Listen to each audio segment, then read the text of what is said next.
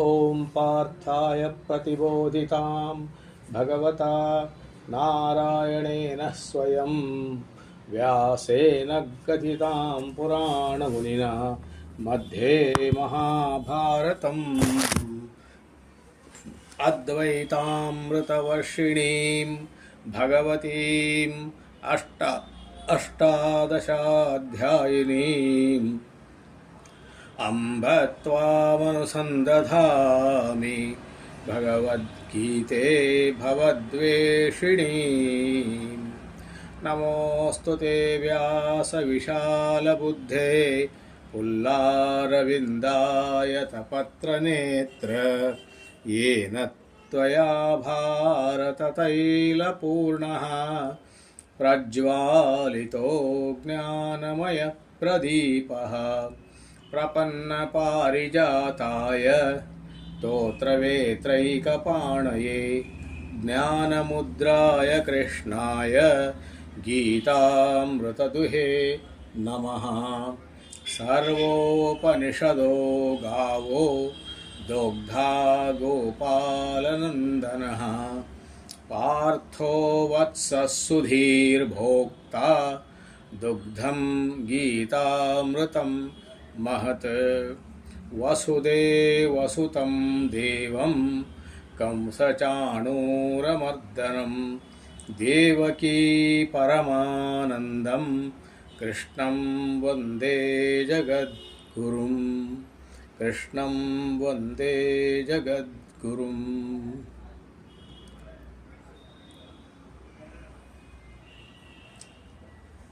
उद्धरेदात्मनात्मानं नात्मानमवसादयेत् आत्मैव ह्यात्मनो बन्धुः आत्मैव रिपुरात्मनः। कर्मण्येवाधिकारस्ते मा फलेषु कदाचन मा कर्मफलहेतुर्भूः मा ते सङ्गोऽस्त्वकर्मणि। यत्करोषि यदश्नासि यज्जुहोषि ददासि यत् यत्तपस्यसि कौन्तेय तत्कुरुष्व मदर्पणम्। अनन्याश्चिन्तयन्तो मां ये जनाः पर्युपासते तेषां नित्याभियुक्तानां योगक्षेमं वहाम्यहम्। सर्वधर्मान् परित्यज्य मामेकं शरणं व्रज अहं त्वा सर्वपापेभ्यः मोक्षयिष्यामि मा शुचः।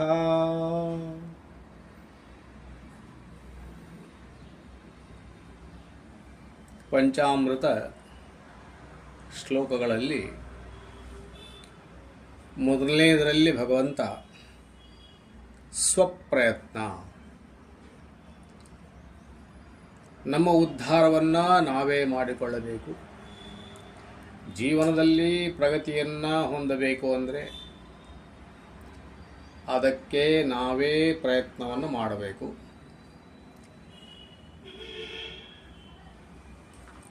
ನಮ್ಮ ಜೊತೆಗಾರರು ಯಾರಾದರೂ ಇದ್ದಾರೆ ಅಂತ ಅಂದರೆ ಅದು ಕೇವಲ ನಮ್ಮ ಮನಸ್ಸು ಮಾತ್ರ.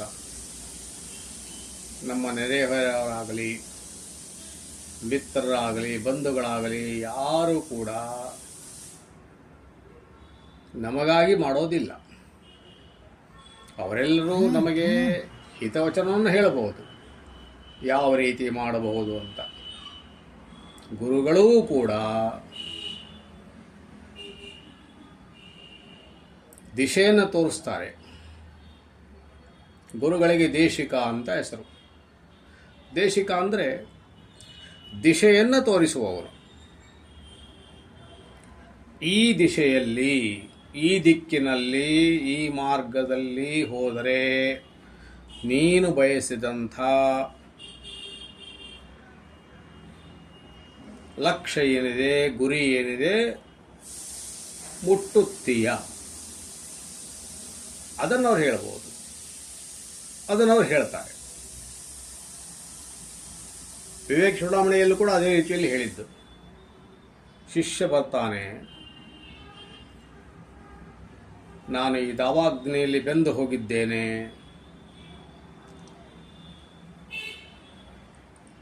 ಈ ಭವದಾವಾಗ್ನಿ ಅನ್ನುವಂಥದ್ದೇನಿದೆ ಅದರಲ್ಲಿ ನಾನು ಬೆಂದು ಹೋಗಿದ್ದೇನೆ, ನನಗೆ ಮಾರ್ಗವನ್ನು ತೋರಿಸಿ ಭೋ ಅಂತ ಬಂದಾಗ ಗುರುಗಳು ಹೇಳುವುದು ಅದನ್ನೇ. ಈಗಾಗಲೇ ಅನೇಕ ಜನರು ಆ ಮಾರ್ಗದಲ್ಲಿ ಹೋಗಿದ್ದಾರೆ, ಅದೇ ಮಾರ್ಗವನ್ನೇ ನಾನು ನಿನಗೆ ತೋರಿಸ್ತೇನೆ, ನಿರ್ದಿಶಾಮಿ ಅನ್ನೋ ರೀತಿಯಲ್ಲಿ ಹೇಳ್ತಾರೆ. ಯಾರೇ ಏನೇ ಸಲಹೆ ಕೊಟ್ಟರೂ ಕೂಡ, ಯಾರೇ ಎಷ್ಟೇ ಉಪಾಯಗಳನ್ನು ಹೇಳಿದರೂ ಕೂಡ ಅದನ್ನು ಮಾಡಬೇಕಾದವರು ಕೊನೆಯಲ್ಲಿ ನಾವೇ.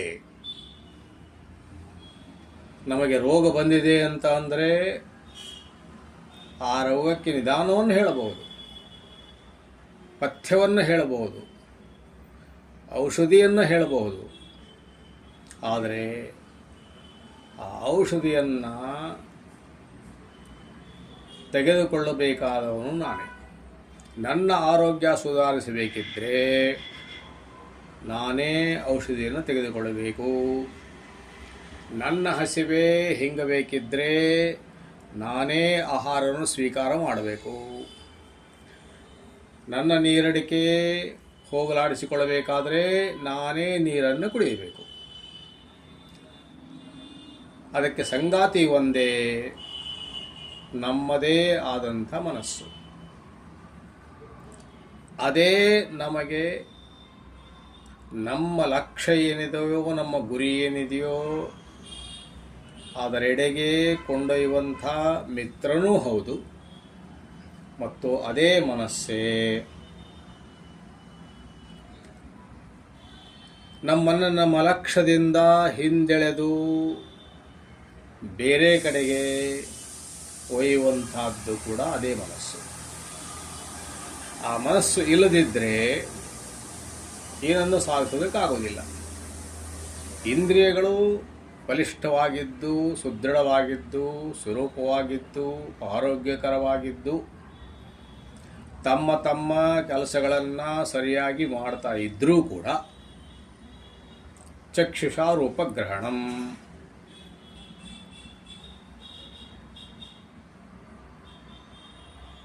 ಕಣ್ಣಿನ ಕೆಲಸ ಏನು? ರೂಪವನ್ನು ಗ್ರಹಣ ಮಾಡುವಂಥದ್ದು, ಆಕಾರವನ್ನು ಗ್ರಹಿಸುವಂಥದ್ದು, ಬಣ್ಣವನ್ನು ಗ್ರಹಿಸುವಂಥದ್ದು. ಕಿವಿಗಳ ಕೆಲಸ ಶಬ್ದವನ್ನು ಗ್ರಹಣ ಮಾಡುವಂಥದ್ದು. ಆದರೆ ಅದು ಯಾವ ಆಕಾರ, ಯಾವ ಬಣ್ಣ, ಯಾವ ವಸ್ತು ಅದನ್ನು ಹೇಳಬೇಕಾದ್ರೆ, ಅದನ್ನು ತಿಳಿಸಬೇಕಾದ್ರೆ ಆ ನೋಟದ ಹಿಂದೆ ಮನಸ್ಸು ಇದ್ದರೆ ಮಾತ್ರ ಸಾಧ್ಯ. ಶಬ್ದ ಕಿವಿಗೆ ಬೀಳಬಹುದು, ಆದರೆ ಎಂಥ ಶಬ್ದ, ಯಾವುದರ ಶಬ್ದ? ಹಕ್ಕಿಗಳ ಚಿಲಿಪಿಲಿಯೋ, ಸಿಂಹ ಗರ್ಜನೆಯೋ, ಈ ರೀತಿಯಾಗಿ ತಿಳಿಸಬೇಕಾದ್ರೆ ಅದರ ಹಿಂದೆ ಮನಸ್ಸಿದ್ದರೆ ಮಾತ್ರ ಸಾಧ್ಯ. ಶಕುಂತಲೆ ಅನ್ನುವಂಥವಳಿಗೆ ಆಗಿದ್ದು ಅದೇ. ಶಕುಂತಲೆ ಕಣ್ಣು ತೆರೆದೇ ಕುಳಿತಿದ್ದಳು, ಕಿವಿಯನ್ನು ತೆರೆದೇ ಕುಳಿತಿದ್ದಳು. ಎದುರಿಗೆ ಋಷಿ ಬರ್ತಾರೆ, ದುರ್ವಾಸ ಋಷಿ. ಶಕುಂತಲ ಶಕುಂತಲ ಶಕುಂತಲ ಅಂತ ಕೂಗುತ್ತಾರೆ. ಕಣ್ಣುಗಳು ಅನ್ನುವಂಥವು ಎದುರಿಗೆ ಒಬ್ಬ ಋಷಿ ಇದ್ದಾನೆ ಅನ್ನುವಂಥ ಚಿತ್ರವನ್ನು ಗ್ರಹಣ ಮಾಡಿವೆ. ಕಿವಿಗಳು ಅವರ ಕೂಗುತ್ತಿರುವಂಥ ಅವರ ಕೂಗನ್ನು ಗ್ರಹಣ ಮಾಡಿವೆ. ಆದರೆ ಬಂದಂಥ ವ್ಯಕ್ತಿ ಯಾರು, ಆ ಶಬ್ದವೇನು, ಅದರ ಭಾವವೇನು, ಅದನ್ನು ತಿಳಿಸಿ ವಿಶ್ಲೇಷಣೆ ಮಾಡಿ ನಮಗೆ ಹೇಳಬೇಕಾದರೆ ಮನಸ್ಸು ಅಲ್ಲಿ ಇದ್ದರೆ ಮಾತ್ರ. ಮನಸ್ಸು ಎಲ್ಲೋ ಇತ್ತವಳದು. ಹೀಗಾಗಿ ಅವರು ಶಾಪವನ್ನು ಕೊಡ್ತಾರೆ. ಯಾರನ್ನು ನೀನು ನೆನೆಸ್ತಾ ಇದ್ದೀಯೋ, ಯಾರ ಚಿಂತನೆಯನ್ನು ಮಾಡ್ತಾ ಇದ್ದೀಯೋ ಅವನು ನಿನ್ನನ್ನು ಮರೆಯುವಂತಾಗಲಿ ಅನ್ನುವ ರೀತಿಯಲ್ಲಿ ಅವಳಿಗೆ ಶಾಪವನ್ನು ಕೊಟ್ಟದ್ದು. ಆಮೇಲೆ ಗೆಳತಿಯರು ಕ್ಷಮೆ ಕೇಳ್ತಾರೆ, ಅವೆಲ್ಲ ಮಾತುಗಳು ಬೇರೆ. ಆದರೆ ಒಟ್ಟಿನಲ್ಲಿ ಮನಸ್ಸೇ ಇದಕ್ಕೆ ಕಾರಣ. ಮನೆಯವ ಮನುಷ್ಯಾಣಂ ಕಾರಣಂ ಬಂಧ ಮೋಕ್ಷಯೋಹೋ ಅಂತ ಕೂಡ ಇದೆ. ಬಂಧಾಯ ವಿಷಯಾಸಕ್ತಂ ನಿರ್ವಿಷಯಂ ಸ್ಮೃತಂ ಮನಃ. ವಿಷಯಾಸಕ್ತ ಮನಸ್ಸು ಬಂಧನಕ್ಕೆ ಒಳಗೆ ಮಾಡ್ತದೆ, ನಿರ್ವಿಷಯವಾದಂಥ ಮನಸ್ಸು ಮುಕ್ತಿಯನ್ನು ಕೊಡ್ತದೆ. ಅದಕ್ಕಾಗಿ ಪೂಜ್ಯ ಗುರುದೇವರು ಹೇಳಿದ್ದು, let your hands be where, let your mind be where your hands are. ನಿಮ್ಮ ಕೈಗಳು ಎಲ್ಲಿವೆಯೋ ಅಲ್ಲಿ ನಿಮ್ಮ ಮನಸ್ಸೂ ಕೂಡ ಇರಲಿ. ಅದನ್ನೇ ಭಗವಾನ್ ಶ್ರೀರಾಮಕೃಷ್ಣರು ಕೂಡ ಹೇಳಿದ್ದು, ಎರಡೂ ಕೈಗಳನ್ನು ಭಗವಂತನ ಚರಣದಲ್ಲಿ ಇಡಿ. ಒಂದು ಕೈ ಭಗವಚ್ಚರಣದಲ್ಲಿ ಯಾವಾಗಲೂ ಇರಲಿ, ಇನ್ನೊಂದು ಕೈಯಿಂದ ಜಗತ್ತಿನ ವ್ಯವಹಾರವನ್ನು ಮಾಡಿ. ಆ ವ್ಯವಹಾರ ಮುಗಿದ ನಂತರ ಪುನಃ ಈ ಕೈಯನ್ನು ಕೂಡ ಒಯ್ದು ಭಗವಚ್ಚರಣಾರವಿಂದದಲ್ಲಿ ಇಡಿ. ಆವಾಗಲೇ ಅವನ ಉದ್ಧಾರ. ನಿನ್ನೆ ಒಂದು ಪ್ರಶ್ನೆಯನ್ನು ಬಿಟ್ಟಿದ್ದೆ ನಾನು. ಈಗ ನಮಗೆ ಅರ್ಥವಾಯಿತು. ನಾವು ಮುಂದೆ ಹೋಗಬೇಕು ಅಂತಂದರೆ ನಾವೇ ನಡೆಯಬೇಕು. ಜೀವನದಲ್ಲಿ ಏನನ್ನಾದರೂ ಸಾಧಿಸಬೇಕು ಅಂತಂದರೆ ನಾವೇ ಸಾಧಿಸಬೇಕು, ಅದಕ್ಕಾಗಿ ನಾವೇ ಮಾಡಬೇಕು ಅನ್ನುವಂಥದ್ದೆಲ್ಲ ಅರ್ಥವಾಯಿತು. ಆದರೆ ಏನು ಮಾಡಬೇಕು, ಹೇಗೆ ಮಾಡಬೇಕು ಅನ್ನುವಂಥ ಪ್ರಶ್ನೆ ಬಂದಾಗ ಭಗವಂತ ಹೇಳ್ತಾನೆ, ನಿಮ್ಮ ಕೈಯಲ್ಲಿ ಒಂದು ಉಪಕರಣವನ್ನು ಕೊಟ್ಟಿದ್ದೇನೆ, ಒಂದು ಸಾಧನವನ್ನು ಕೊಟ್ಟಿದ್ದೇನೆ. ಅದು ಯಾವುದು ಅಂದರೆ ಕರ್ಮ. ಕರ್ಮಣ್ಯೇವಾಧಿಕಾರಸ್ತೆ ಮಾ ಫಲೇಷು ಕದಾಚನ ಮಾ ಕರ್ಮಫಲ ಹೇತುರ್ಭೂಃ ಮಾ ತೇ ಸಂಗೋಸ್ತ್ವಕರ್ಮಣಿ.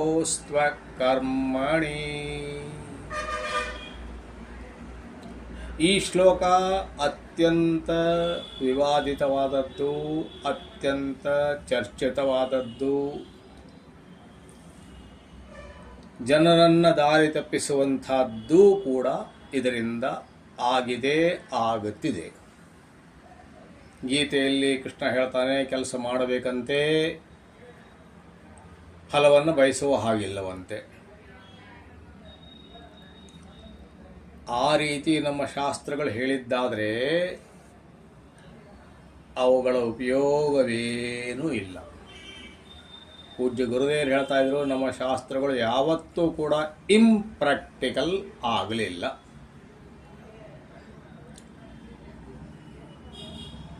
ಕೆಲಸವನ್ನು ಮಾಡಬೇಕು, ಆದರೆ ಫಲವನ್ನು ಅಪೇಕ್ಷೆ ಮಾಡಬಾರದು ಅನ್ನುವಂಥದ್ದಾದರೆ ಒಂದು ಕ್ಷಣ ಯೋಚಿಸಿ. ಅವನ ಅರಮನೆಯಲ್ಲೇ ಅನೇಕ ದಾಸದಾಸಿಯರಿದ್ದರು, ಅನೇಕ ಸೇವಕ ಸೇವಕಿಯರಿದ್ದರು. ಅವರುಗಳಿಗೆಲ್ಲ ಸಂಬಳ, ವೇತನ, ಪಗಾರ ಕೊಡ್ತಿರ್ಲಿಲ್ಲವೇ? ಕೊಡ್ತಿದ್ರೋ ಇಲ್ಲವೋ? ಯಾವುದೇ ರಾಜ ಇರಬಹುದು, ಅದು ರಾಮನ ರಾಜ್ಯವೇ ಇರಬಹುದು, ಅವನ ಅರಮನೆಯಲ್ಲೂ ಕೂಡ ಅನೇಕ ದಾಸದಾಸಿಯರು, ಅನೇಕ ಸೇವಕ ಸೇವಕಿಯರು,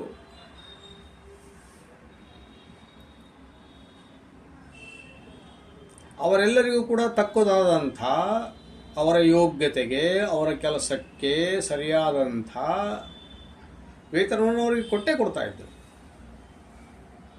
ಹಾಗಾದರೆ ಇದರ ಅರ್ಥ ಏನು? ಈ ಶ್ಲೋಕದಲ್ಲಿ ಯಾವುದೇ ಶಾಸನ ಇಲ್ಲ. ಮೊಟ್ಟ ಮೊದಲು ಈ ಶ್ಲೋಕವನ್ನು ತಿಳ್ಕೊಳ್ಬೇಕು. ಇದರಲ್ಲಿ ಯಾವುದೇ ಶಾಸನ ಇಲ್ಲ. ಇದರಲ್ಲಿ ಇರುವುದು ಒಂದೇ ಸಿದ್ಧಾಂತ ಮಾತ್ರ.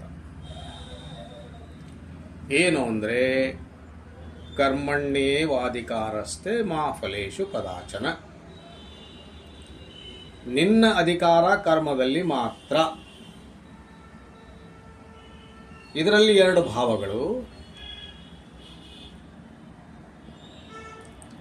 ನಿನಗೆ ಕರ್ಮದಲ್ಲಿ ಅಧಿಕಾರ. ಹೇ ಮನುಷ್ಯ, ನಿನಗೆ ಕರ್ಮದಲ್ಲಿ ಅಧಿಕಾರ. ಎರಡನೆಯದ್ದು, ನಿನಗೇ ಕರ್ಮದಲ್ಲಿ ಅಧಿಕಾರ.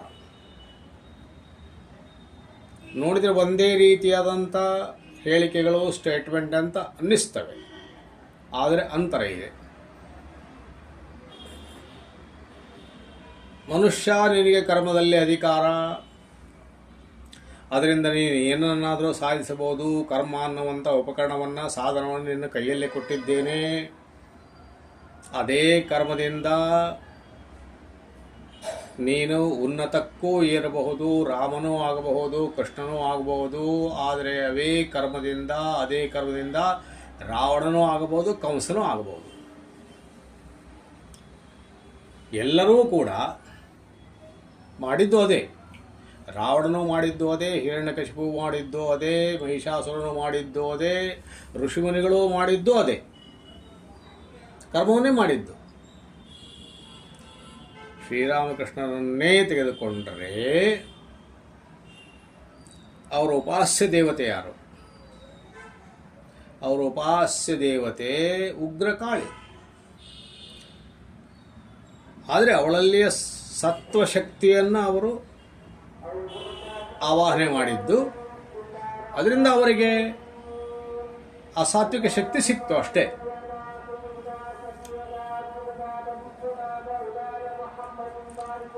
ಈ ಕರ್ಮದಿಂದ ಮಾನವ ಮಾಧವನಾಗಬಹುದು, ನರ ನಾರಾಯಣನಾಗಬಹುದು, ಸಾಮಾನ್ಯ ಮನುಷ್ಯ ಅನ್ನುವಂಥವನು ಅಸಾಮಾನ್ಯನೂ ಆಗಬಹುದು.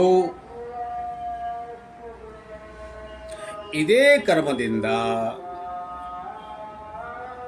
ರಾಕ್ಷಸರು ಆಗಬಹುದು. ತನ್ನ ಉನ್ನತಿಯನ್ನು ತಾನೇ ಮಾಡಿಕೊಳ್ಳಬಹುದು ಅದೇ ಕರ್ಮದಿಂದ. ಅವೇ ಕರ್ಮಗಳಿಂದ ತನ್ನ ಅಧೋಗತಿಯನ್ನು ಕೂಡ ತಂದುಕೊಳ್ಳಬಹುದು. ಮನುಷ್ಯ ಕರ್ಮದಲ್ಲಿ ಮಾತ್ರ ನಿನಗೆ ಅಧಿಕಾರ. ಎರಡನೇ ಭಾವ ಏನಿದೆ? ನಿನಗೇ ಕರ್ಮದಲ್ಲಿ ಅಧಿಕಾರ, ನಿನಗೆ ಮಾತ್ರ ಕರ್ಮದಲ್ಲಿ ಅಧಿಕಾರ ಅಂತಂದರೆ 84 ಲಕ್ಷ ಜೀವರಾಶಿಗಳು ಅಂತ ನಾವು ಕೇಳಿದ್ದೇವೆ. ಅದರಲ್ಲಿ ಮನುಷ್ಯ ಯೋನಿ ಅನ್ನುವಂಥದ್ದೇನಿದೆ, ಮನುಷ್ಯ ಶರೀರ ಅನ್ನುವಂಥದ್ದೇನಿದೆ, ಅದಕ್ಕೆ ಮಾತ್ರ ಕರ್ಮವನ್ನು ಮಾಡುವಂಥ ಅಧಿಕಾರ. ಬೇರೆ ಯಾರಿಗೂ ಇಲ್ಲ, ದೇವತೆಗಳಿಗೂ ಕೂಡ ಇಲ್ಲ. ಮನುಷ್ಯರಿಗಿಂತ ಮೇಲೆ ಅವರಿಗಿಂತ ಬಲಶಾಲಿಗಳು ಕೂಡ ಹೌದು. ಅದರಿಂದ ದೇವಲೋಕಕ್ಕೂ ಹೋಗುತ್ತಾರೆ, ಪುಣ್ಯಲೋಕಗಳನ್ನು ಪಡೀತಾರೆ. ಅವೆಲ್ಲವುಗಳು ಕೂಡ ಭೋಗ ಯೋನಿಗಳು ಅಂತ ಕರೆಸಿಕೊಳ್ತವೆ. ಮಾಡಿದಂಥ ಪುಣ್ಯ ಏನಿದೆಯೋ ಆ ಪುಣ್ಯಕ್ಕೆ ತಕ್ಕದಾದಂಥ ಫಲ ಏನಿದೆಯೋ ಅದನ್ನು ಮಾತ್ರ ಭೋಗಿಸುವುದಕ್ಕೆ ಅಲ್ಲಿ ಹೋಗುವಂಥದ್ದು. ಅದೇ ರೀತಿ ಕೆಳಗಿನ ಲೋಕಗಳು ಪಾಪ ಕರ್ಮಗಳನ್ನು ಮಾಡಿದರೆ ಅದರ ಫಲವನ್ನು ಭೋಗಿಸುವುದಕ್ಕೆ ಕೆಳಗಿನ ಲೋಕಗಳಿಗೆ ಹೋಗುವಂಥದ್ದು.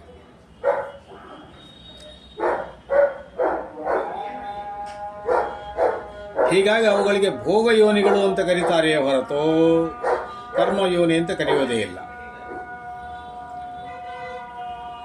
ಇಲ್ಲಿ ವಿಶೇಷತೆ ಏನು ಹಾಗಿದ್ರೆ, ಈ ಶರೀರದ ವಿಶೇಷತೆ ಏನು ಅಂತಂದರೆ, ಕರ್ಮವನ್ನು ಮಾಡಿದ ಮೇಲೂ ಕೂಡ ಒಂದು ವೇಳೆ ನಾನು ತಪ್ಪನ್ನು ಮಾಡದೆ ಏನೋ ಘಟಿಸಿ ಹೋಯಿತು, ನನಗೆ ಹೀಗೆ ಮಾಡಬಾರ್ದಾಗಿತ್ತು, ಮಾಡಿದ್ದು ತಪ್ಪಾಯಿತು ಅಂತ ಅಂದರೆ ಅದನ್ನು ಸುಧಾರಿಸಿಕೊಳ್ಳುವುದಕ್ಕೆ ಒಂದು ಅವಕಾಶ ಇದ್ದೇ ಇದೆ. ಅದು ಅಂದರೆ ಪ್ರಾಯಶ್ಚಿತ್ತ ಕರ್ಮ. ಕರ್ಮದಲ್ಲಿ 4-5 ಪ್ರಕಾರಗಳು: ನಿತ್ಯ ಕರ್ಮ, ನೈಮಿತ್ತಿಕ ಕರ್ಮ, ಕಾಮ್ಯ ಕರ್ಮ, ಪ್ರಾಯಶ್ಚಿತ್ತ ಕರ್ಮ ಮತ್ತು ನಿಷಿದ್ಧ ಕರ್ಮ. ನಿತ್ಯ ಕರ್ಮ ಅಂತಂದರೆ ಮಾಡಲೇಬೇಕಾದದ್ದು, ಮಾಡದೇ ಇದ್ದರೆ ದೋಷ ಬರುವಂತಹದ್ದು, ಪ್ರತಿ ದಿವಸ ಮಾಡಲೇಬೇಕು ಅದನ್ನು. ನೈಮಿತ್ತಿಕ ಕರ್ಮ ಅಂದರೆ ಒಂದು ನಿಮಿತ್ತಕ್ಕೋಸ್ಕರ ಮಾತ್ರ ಮಾಡುವಂಥದ್ದು, ಅದು ಒಂದೇ ದಿವಸ ಮಾಡುವಂಥದ್ದು. ಮಗು ಹುಟ್ಟಿದೆ, ಅದಕ್ಕಾಗಿ ನಾಮಕರಣ ಮಾಡುವಂಥದ್ದು. ಪ್ರತಿ ದಿವಸ ಮಾಡೋದಿಲ್ಲ, ಅದನ್ನು ಪ್ರತಿ ವರ್ಷವೂ ಮಾಡೋದಿಲ್ಲ, ಒಮ್ಮೆ ಮಾಡಿದರೆ ಆಗೋಯ್ತು.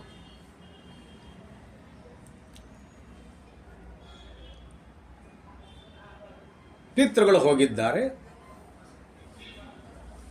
ಅವರು ಹೋದ ದಿವಸ ಅವರಿಗೋಸ್ಕರ ಶ್ರಾದ್ದ ಕರ್ಮವನ್ನು ಮಾಡುವಂಥದ್ದು, ಅದನ್ನು ಪ್ರತಿ ದಿವಸ ಮಾಡೋದಿಲ್ಲ. ಅವತ್ತಿನ ತಿಥಿ ದಿವಸ ಮಾತ್ರ ಮಾಡುವಂಥದ್ದು. ಈ ಕರ್ಮ ಅಂತಂದರೆ ಅದರ ನಿಮಿತ್ತ, ಅದಕ್ಕಾಗಿ ಆ ಕರ್ಮ. ನಿತ್ಯ ಕರ್ಮ ಮಾಡಲೇಬೇಕಾದದ್ದು, ನೈಮಿತ್ತಿಕ ಕರ್ಮ ಒಂದು ನಿಮಿತ್ತದಿಂದ ಒಂದು ನಿಮಿತ್ತ ಬಂದಿದೆ, ಅದಕ್ಕೋಸ್ಕರ ಮಾಡುವಂಥದ್ದು. ಇನ್ನು ಮನಸ್ಸಿನಲ್ಲಿ ಇಚ್ಛೆಗಳಿವೆ, ಕಾಮನೆಗಳಿವೆ, ಆಸೆ ಆಕಾಂಕ್ಷೆಗಳಿವೆ, ಅವುಗಳನ್ನು ತೀರಿಸಿಕೊಳ್ಳುವುದಕ್ಕಾಗಿ ಅವೇ ವೇದಗಳು ಕಾಮ್ಯ ಕರ್ಮಗಳನ್ನು ಹೇಳಿವೆ. ತನ್ಮೂಲಕ, ಆ ಕರ್ಮಗಳ ಮೂಲಕ ನಮ್ಮ ಕಾಮನೆಗಳನ್ನು ಪೂರೈಸಿಕೊಳ್ಳಬಹುದು. ಇನ್ನು ತಿಳಿದೋ ತಿಳಿಯದೆಯೋ ತಪ್ಪಾಗಿ ಹೋಗಿದೆ, ತಿಳಿದೋ ತಿಳಿಯದೆಯೋ ಪಾಪಗಳು ಘಟಿಸಿ ಹೋಗುವೆ, ಅದನ್ನು ತಿಳಿದು ಅದನ್ನು ತಿದ್ದಿಕೊಳ್ಳುವುದಕ್ಕೆ ಒಂದು ಅವಕಾಶ ಪ್ರಾಯಶ್ಚಿತ್ತ ಕರ್ಮ. ಇನ್ನು ನಿಷಿದ್ಧ ಕರ್ಮ ಅಂದರೆ ಮಾಡಲೇಬಾರದು. ಈ ಪ್ರಾಯಶ್ಚಿತ್ತ ಕರ್ಮದಲ್ಲೂ ಕೂಡ ಪ್ರಾಯಶ್ಚಿತ್ತ ಕರ್ಮವನ್ನು ಮಾಡಿದ ಮೇಲೂ ಕೂಡ ಭೋಗಿಸುವಂಥ ಪಾಪದ ಫಲ ಏನಿದೆಯೋ ಅದರ ಪ್ರಭಾವ ಸ್ವಲ್ಪ ಕಡಿಮೆ ಆಗುತ್ತದೆ. ಪೂರ್ತಿಯಾಗಿ ಶೂನ್ಯ ಆಗುವುದಿಲ್ಲ.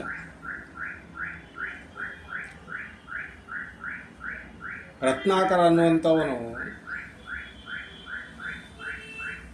ಡಾಕು ಆಗಿದ್ದ, ಕೊಲೆ ಸುಲಿಗೆ ಮಾಡ್ತಾ ಇದ್ದ,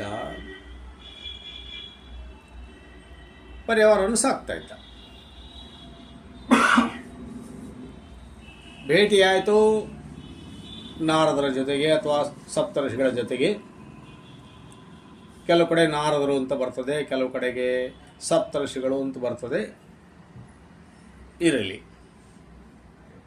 ಈಗ ನಾರದರು ಅಂತ ಬಂದದ್ದರಿಂದ ಒಂದು ವಿಷಯವನ್ನು ಹೇಳ್ತೇನೆ ನಿಮಗೆಲ್ಲ. ನೀವುಗಳೆಲ್ಲ ಪುರಾಣ ಪುಣ್ಯಕಥೆಗಳನ್ನು ಓದಿದವರು, ಕೇಳಿದವರು ಮತ್ತು ಈಗಿನ ದಿನಗಳಲ್ಲಿ ನೋಡಿಯೂ ನೋಡ್ತೀರ. ಅವರ ಮನಸ್ಸಲ್ಲಿ ಬರುವಂಥದ್ದೇನು? ನಾರದರು ಅಂದರೆ ಜಗಳವನ್ನು ತಂದಿಡುವಂಥವರು, ಜಗಳವನ್ನು ಹಚ್ಚುವಂಥವರು. ಆದರೆ ದಯವಿಟ್ಟು ಹಾಗೆ ಹೇಳಬೇಡಿ. ಯಾಕಂದರೆ ನಾರ ಅಂದರೆ ಜ್ಞಾನ, ನಾರಂ ಜ್ಞಾನಂ ದದಾತಿ, ನಾರಂ ಜ್ಞಾನಂ ದದಾತಿ. ಯಾರು ಜ್ಞಾನವನ್ನು ಕೊಡ್ತಾನೆಯೋ ಅವನು ನಾರದ. ಆ ಒಂದು ಪಾತ್ರದ ಬಗ್ಗೆ ಯೋಚನೆ ಮಾಡಿ ಎಲ್ಲ ಕಡೆಯಲ್ಲಿಯೂ ಕೂಡ ಅವರಿಗೆ ಸ್ವಾಗತವಿದೆ. ಎಲ್ಲರೂ ಕೂಡ ಅವರ ಸಲಹೆಯನ್ನು ಮಾನ್ಯ ಮಾಡ್ತಾರೆ. ಋಷಿಗಳು ಅಸುರ ಲೋಕಕ್ಕೆ ಹೋಗುವ ಹಾಗಿಲ್ಲ, ದೇವತೆಗಳು ಅಸುರ ರಾಕ್ಷಸರ ಲೋಕಕ್ಕೆ ಹೋಗುವ ಹಾಗಿಲ್ಲ, ಅವರುಗಳು ಈ ಕಡೆ ಬರುವ ಹಾಗಿಲ್ಲ.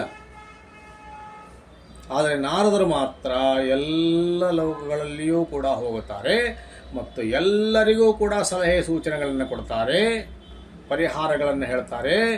ಅದೆಲ್ಲದರಲ್ಲೂ ಕೂಡ ಅವರ ಹಿತವನ್ನು ಅನುಸರಿಸಿ ಕೊಡ್ತಾರೆ. ಅಂಥವರು ನಾರದರು.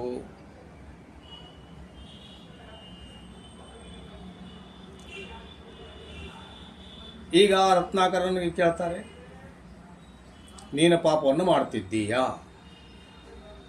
ಹೌದು, ನನ್ನ ಜೀವನೋಪಾಯ ಇದೆ, ಇದ್ರ ಬಿಟ್ಟು ಬೇರೆ ನನಗೇನು ಬರೋದಿಲ್ಲ. ಆದರೆ ಪಾಪ ಘಟಿಸ್ತಾ ಇದೆಯಲ್ಲ, ನಿನಗೆ ಪಾಪ ತಡ್ತದೆ.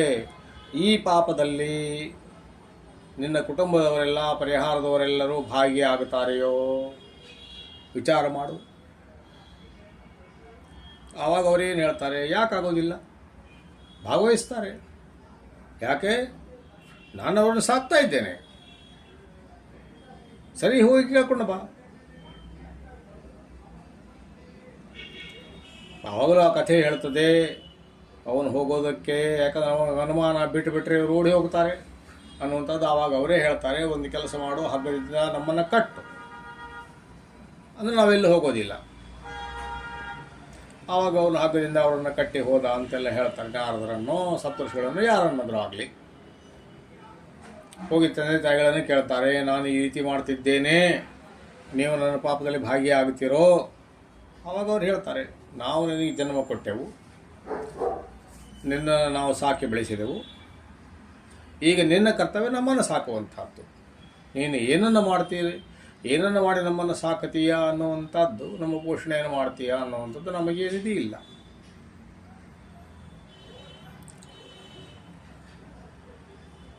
ನೀನು ಪಾಪ ಕರ್ಮಗಳನ್ನು ಮಾಡ್ತೀಯೋ ಪುಣ್ಯ ಕರ್ಮಗಳನ್ನು ಮಾಡ್ತೀಯೋ ಅದರಲ್ಲಿ ನಮ್ಮ ಯಾವ ಭಾಗವೂ ಇಲ್ಲ. ಮಕ್ಕಳ ಹತ್ರ ಬರ್ತಾನೆ, ಮಕ್ಕಳು ಹೇಳ್ತಾರೆ, ನೀನು ನಮಗೆ ಜನ್ಮ ಕೊಟ್ಟವನು, ಸಾಕಬೇಕಾದದ್ದು ನಿನ್ನ ಕೆಲಸ, ನೀನು ಹೇಗೆ ಸಾಕ್ತೀಯೋ ಅದು ನಿನಗೆ ಬಿಟ್ಟದ್ದು, ನಾವ್ಯಾಕೆ ನಿನ್ನ ಪಾಪದಲ್ಲಿ ಭಾಗಿಯಾಗೋಣ? ಈಗ ಅವನಿಗೆ ಒಂದು ಆಸೆ ಉಳಿದಿತ್ತು. ಪತ್ನಿ ಎನ್ನುವಂಥವಳು ನನಗೆ ನನ್ನ ಜೊತೆಯಲ್ಲಿ ಸಾಥನ್ನು ಕೊಡ್ತಾಳೆ. ಯಾಕೆ? ನನ್ನ ಎಲ್ಲ ಕಷ್ಟ ಸುಖಗಳಲ್ಲಿ ಭಾಗಿಯಾಗುತ್ತೇನೆ ಅಂತ ನನ್ನ ಜೊತೆ 7 ಹೆಜ್ಜೆಗಳನ್ನು ತುಳಿದಿದ್ದಾಳೆ, ಸಪ್ತಪದಿಯನ್ನು ತುಳಿದಿದ್ದಾಳೆ. ಆದ್ದರಿಂದ ಅವಳಂತೂ ಸಹಾಯ ಮಾಡಿಯೇ ಮಾಡ್ತಾಳೆ, ಭಾಗಿಯಾಗೇ ಆಗುತ್ತಾಳೆ. ಅವಳನ್ನು ಕೇಳಿದ ತಕ್ಷಣ ಅವಳೇನು ಹೇಳ್ತಾಳೆ, ನೀವು ಅಗ್ನಿ ಸಾಕ್ಷಿಯಾಗಿ, ಪಂಚಮಹಾಭೂತಗಳ ಸಾಕ್ಷಿಯಾಗಿ ನನ್ನ ತಂದೆಗೆ ವಚನವನ್ನು ಕೊಟ್ಟಿದ್ದೀರಾ, ನನ್ನನ್ನು ಸಾಕತೇನೆ ಅಂತ. ಅದು ನಿಮ್ಮ ಕರ್ತವ್ಯ. ನಾನೇ ನಿಮಗೆ ನನ್ನನ್ನು ಕಳುವು ತುಳುಗು ಮಾಡಿ, ಕೊಲೆ ಸುಲಿಗೆ ಮಾಡಿ ಸಾಕು ಅಂತ ನಾನೇನು ಹೇಳಲಿಲ್ಲವಲ್ಲ. ನಾನು ಕೂಡ ಭಾಗಿಯಾಗೋದಿಲ್ಲ ಅಂತ ಬಂತು. ಕೊನೆಗೆ ಅದರಿಂದ ಅವನಿಗೆ ಪಶ್ಚಾತ್ತಾಪ ಆಗುತ್ತದೆ. ಹಾಗಿದ್ರೆ ಏನು ಮಾಡಬೇಕೀಗ?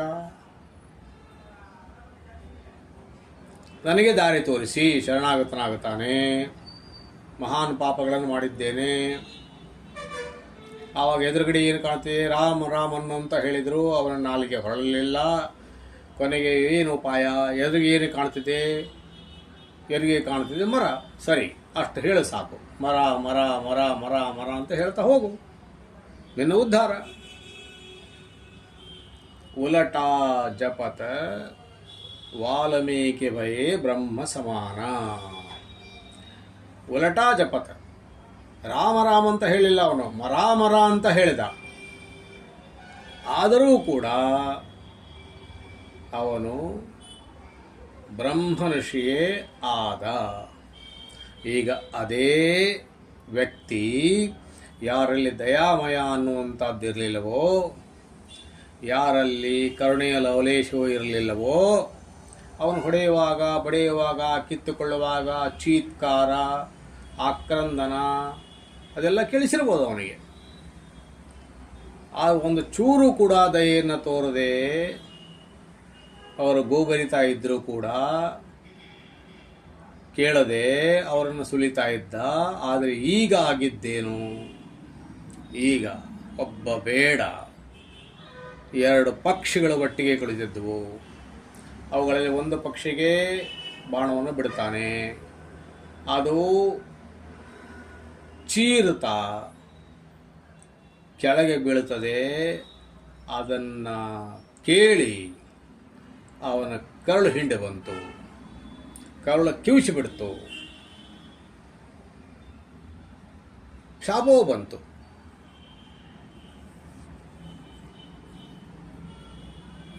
ಇದು ರಾಮನಾಮದ ಬಲದಿಂದ. ಮುಂದೆ ಮತ್ತೆ ಪಾಪವನ್ನು ಮಾಡಲಿಲ್ಲ.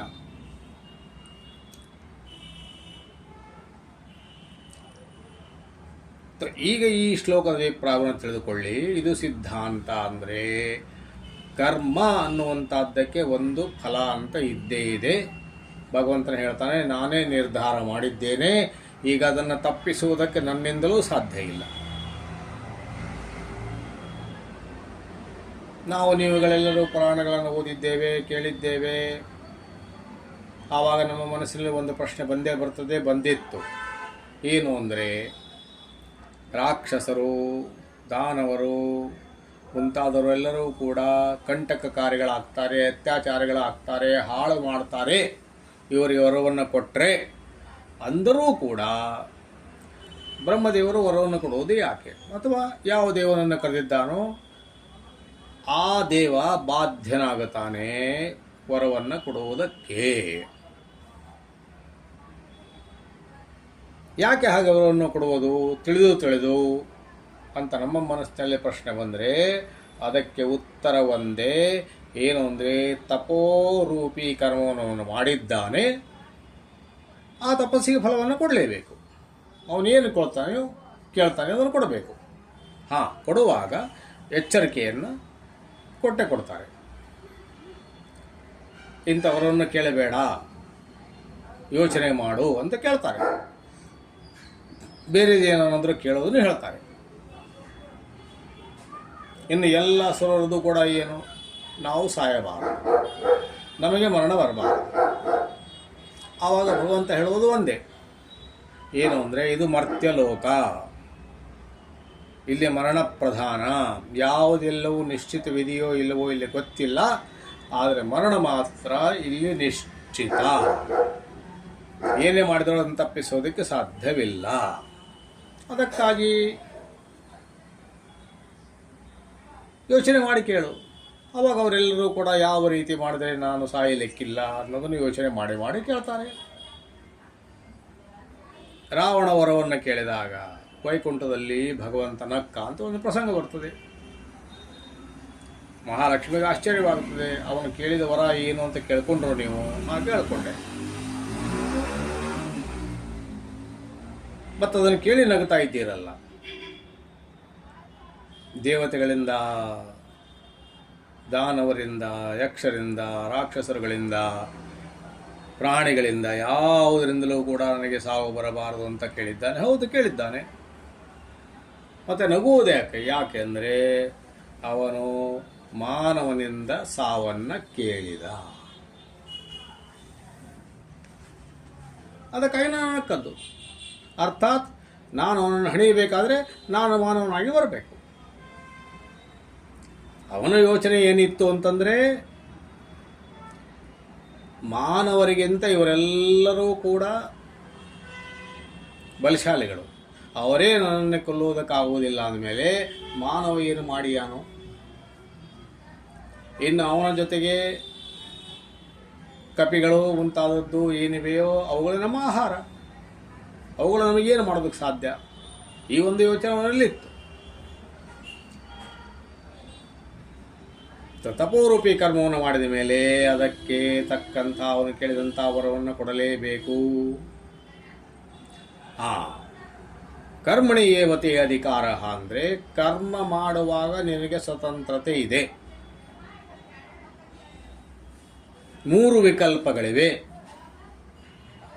ಏನು ಅಂತಂದರೆ ಮಾಡಬಹುದು, ಮಾಡದೇ ಇರಬಹುದು, ಬೇರೆಯಾಗಿಯೂ ಕೂಡ ಮಾಡಬಹುದು.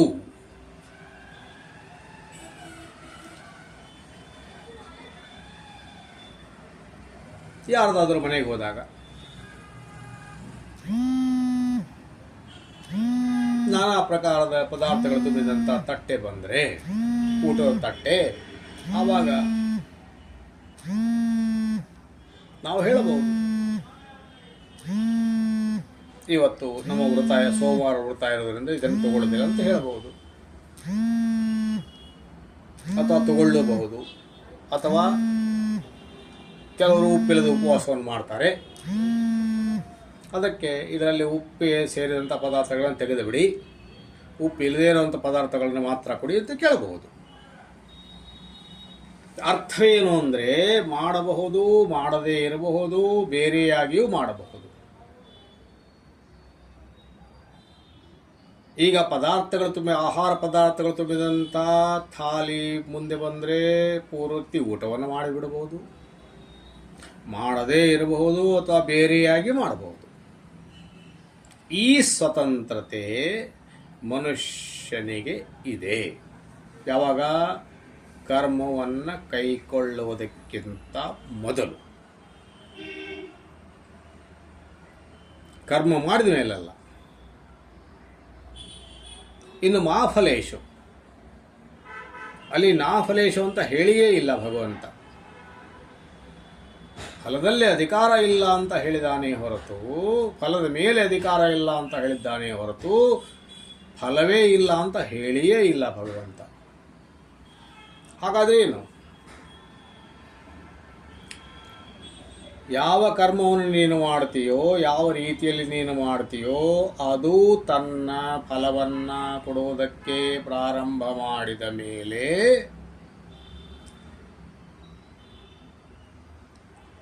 ಅದರ ಮೇಲೆ ಅಧಿಕಾರ ನನಗಿಲ್ಲ. ಈಗ ನಾನು ಆ ಫಲವನ್ನು ಭೋಗಿಸೋದಿಲ್ಲ ಅಂದರೆ ನಡೆಯೋದಿಲ್ಲ. ಆ ಕರ್ಮ ಅನ್ನುವಂಥದ್ದು ನಾವು ಎಲ್ಲಿಯೇ ಇದ್ದರೂ ಕೂಡ ನಮ್ಮನ್ನು ಗುರುತಿಸ್ತದೆ. ಯಾವುದೇ ವೇಷದಲ್ಲಿದ್ದರೂ ಗುರುತಿಸ್ತದೆ. ಈ ಕರ್ಮದಿಂದ ಯಾರೂ ತಪ್ಪಿಸಲು ಸಾಧ್ಯ ಇಲ್ಲ, ದೇವತೆಗಳಿಗೂ ಕೂಡ ಸಾಧ್ಯ ಇಲ್ಲ. ಇಂದ್ರ ಅನ್ನುವಂಥವನು ಬ್ರಹ್ಮಹತ್ಯಾ ದೋಷವನ್ನು ಮಾಡ್ದ.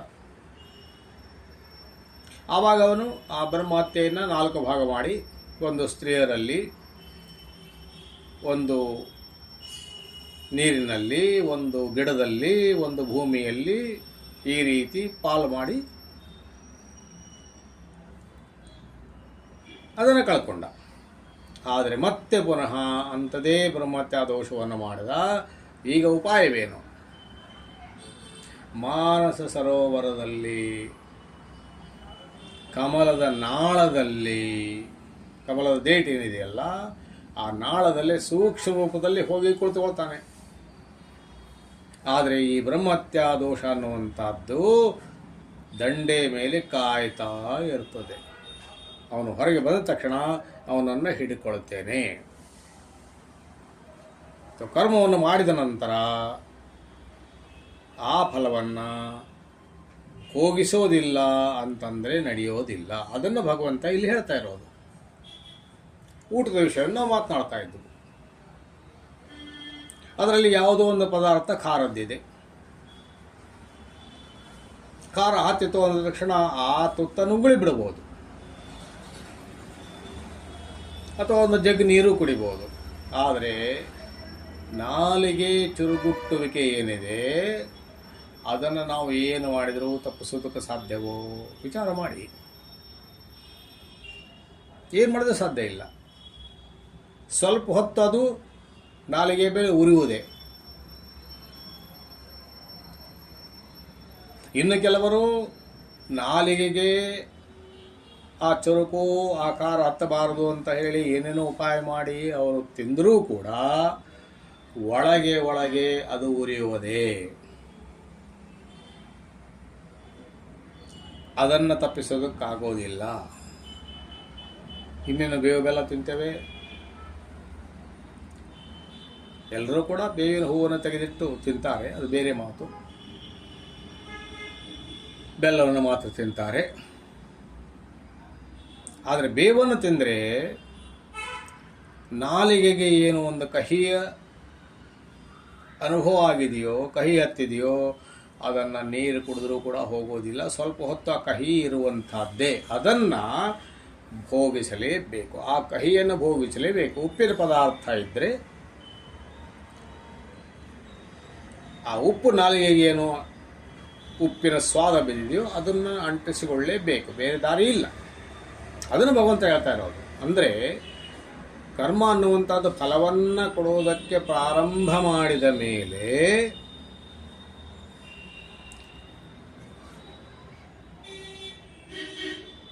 ಅದರ ಮೇಲೆ ನಮ್ಮ ಯಾವ ಅಧಿಕಾರವೂ ಇಲ್ಲ, ಯಾವ ಕಂಟ್ರೋಲ್ ಇಲ್ಲ. ನಾನು ಇದನ್ನು ಭೋಗಿಸದೇ ಇರ್ತೇನೆ, ಸಾಧ್ಯವಿಲ್ಲ, ಭೋಗಿಸಲೇಬೇಕು. ಯಾವಾಗಾದರೂ ಭೋಗಿಸಲೇಬೇಕು, ಭೋಗಿಸದೇ ಇರೋದಕ್ಕೆ ಸಾಧ್ಯ ಇಲ್ಲ. ಮತ್ತು ಟ್ರಾನ್ಸ್ಫರೇಬಲ್ ಅಲ್ಲ. ಇನ್ನೊಬ್ಬರು ಅದನ್ನು ಭೋಗಿಸ್ತಾರೆ, ಅದು ಸಾಧ್ಯ ಇಲ್ಲ. ಮಾಡಿದವನೇ ಅದನ್ನು ಭೋಗಿಸಬೇಕೇ ಹೊರತು ಬೇರೆ ಯಾರು ಭೋಗಿಸೋ ಹಾಗಿಲ್ಲ. ಇದು ಸಿದ್ಧಾಂತ ವಾಕ್ಯ. ಮನುಷ್ಯ, ನಿನಗೆ ಕರ್ಮದಲ್ಲಿ ಮಾತ್ರ ಅಧಿಕಾರ, ನಿನಗೇ ಮಾತ್ರ ಅಧಿಕಾರ. ನಿನ್ನ ಹೊರತಾಗಿ ಬೇರೆ ಯೋನಿಗಳಿಗೆ ಈ ಅಧಿಕಾರ ಇಲ್ಲ. ಆದರೆ ಆ ಕರ್ಮವನ್ನು ಮಾಡುವುದರಲ್ಲಿ ಸ್ವತಂತ್ರತೆ ಏನಿದೆ ಅಂದರೆ, ಮಾಡಬಹುದು, ಮಾಡದೇ ಇರಬಹುದು, ಬೇರೆ ರೀತಿಯಲ್ಲೂ ಮಾಡಬಹುದು. ಆವಾಗ ನಿನ್ನ ಕೈಯಲ್ಲಿದೆ ಅದು. ಒಮ್ಮೆ ಆ ಕರ್ಮವನ್ನು ಮಾಡಿ ಆದ ಮೇಲೆ ಅದಕ್ಕೆ ಫಲ ಏನು ಇತ್ಯರ್ಥವಾಗಿದೆಯೋ ಅದು ಬೇಕೇ ಬೇಕು. 18ನೇ ಅಧ್ಯಾಯದಲ್ಲಿ ಮುಂದಿನ ಹೇಳ್ತಾನೆ ಏನು ಅಂದರೆ, ತ್ರಿವಿಧ ಕರ್ಮಣ ಫಲಂ, 3 ಪ್ರಕಾರದ ಫಲಗಳು ಉಂಟಾಗೋದಕ್ಕೆ ಸಾಧ್ಯ ಕರ್ಮದಿಂದ. ಯಾವ್ಯಾವುದು? ಇಷ್ಟಂ, ಅನಿಷ್ಟಂ, ಮಿಶ್ರಂಚ. ಒಂದು ಕರ್ಮವನ್ನು ಮಾಡಬೇಕಾದ್ರೆ ಅದರ ಹಿಂದೆ ಉದ್ದೇಶ ಇರಲೇಬೇಕು. ಉದ್ದೇಶ ಇಲ್ಲದೆ ಕರ್ಮ ಮಾಡೋದಕ್ಕೆ ಯಾರಿಗೂ ಸಾಧ್ಯ ಇಲ್ಲ. ಮನು ಮಹಾರಾಜ ಅದನ್ನೇ ಹೇಳೋದು, ಪ್ರಯೋಜನ ಅನುದ್ದೇಶ್ಯ ನ ಮಂದೋಪಿ ಪ್ರವರ್ತತೆ. ಯಾವುದೇ ಉದ್ದೇಶವಿಲ್ಲದೆ, ಯಾವುದೇ ಫಲದ ಆಸೆ ಇಲ್ಲದೆ ಅಜ್ಞಾನಿಯೂ ಕೂಡ, ಮೂರ್ಖನೂ ಕೂಡ ಕರ್ಮಕ್ಕೆ ಎಳಸುವುದಿಲ್ಲ. ಕರ್ಮ ಮಾಡಬೇಕು ಅಂದರೆ ಅದರ ಹಿಂದೆ ಒಂದು ಉದ್ದೇಶ ಇರಲೇಬೇಕು. ಈಗ ನಾವೆಲ್ಲ ಇಲ್ಲಿ ಬಂದು ಸೇರಿದ್ದೇವೆ. ಇಲ್ಲಿ ಬಂದಿರುವಂಥದ್ದು ಒಂದು ಕರ್ಮ. ಯಾಕೆ ಬಂದದ್ದು? ನಾವು ಸತ್ಸಂಗವನ್ನು ಮಾಡಬೇಕು, ಸದ್ವಿಚಾರಗಳನ್ನು ಕೇಳಬೇಕು ಅನ್ನುವಂಥ ಉದ್ದೇಶದಿಂದ ನಾವೆಲ್ಲ ಇಲ್ಲಿ ಬಂದಿದ್ದೇವೆ. ಈ ಉದ್ದೇಶ ಇರದಿದ್ದರೆ ನಾವಿಲ್ಲಿ ಬರ್ತಿರಲಿಲ್ಲ, ಬೇರೆ ಇನ್ನೆಲ್ಲ ಹೋಗ್ತಾ ಇದ್ವು.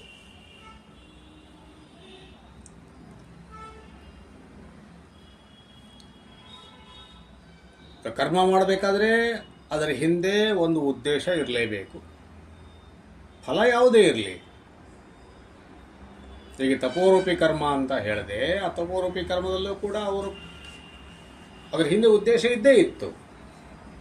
ರಾವಣ ಅನ್ನುವಂಥವನು ವರವನ್ನು ಕೇಳ್ತಾನೆ, ನಾನು ಅಜೇಯನಾಗಬೇಕು, ಯಕ್ಷರು, ರಾಕ್ಷಸರು, ಗಂಧರ್ವರು ಯಾರಿಗಲೂ ನನಗೆ ಸಾವು ಬರಬಾರದು, ತ್ರಿಲೋಕ ವಿಜಯಿ ಆಗಬೇಕು ಅಂತ ಕೇಳಿದ. ಸರಿ,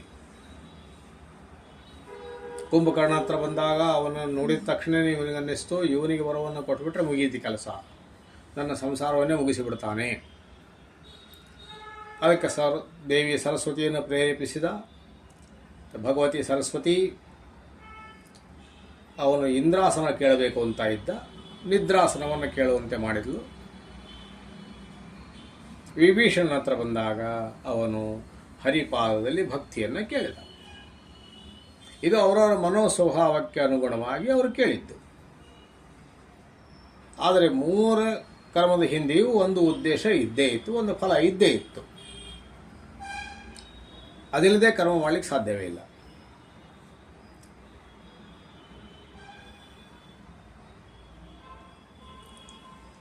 ಆದರೆ ಮುಂದೆ ಭಗವಂತ ಒಂದು ಎಚ್ಚರಿಕೆಯನ್ನು ಕೊಡ್ತಾನೆ ಸಾಧಕರುಗಳಿಗೆ,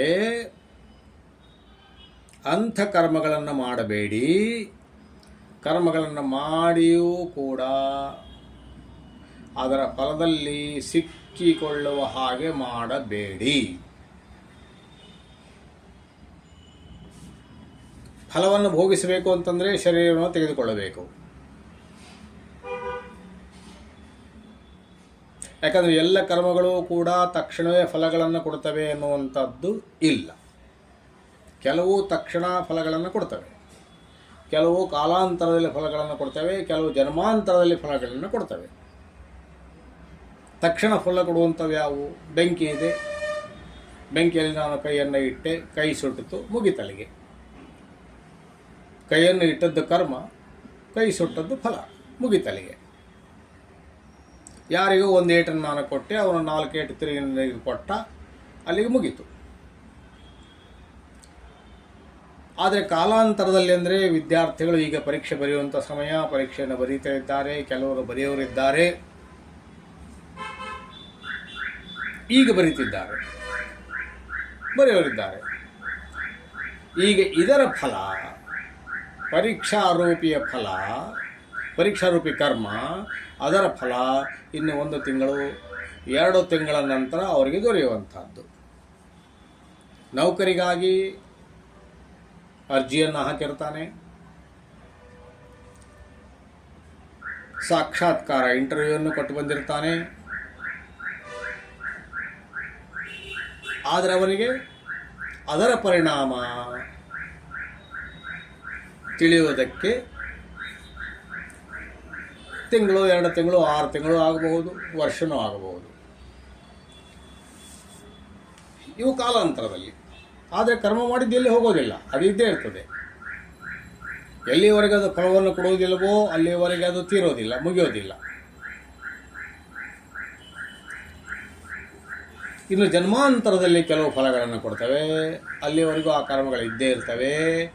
ಆ ಎಲ್ಲ ಕರ್ಮಗಳನ್ನು ಭೋಗಿಸುವುದಕ್ಕೆ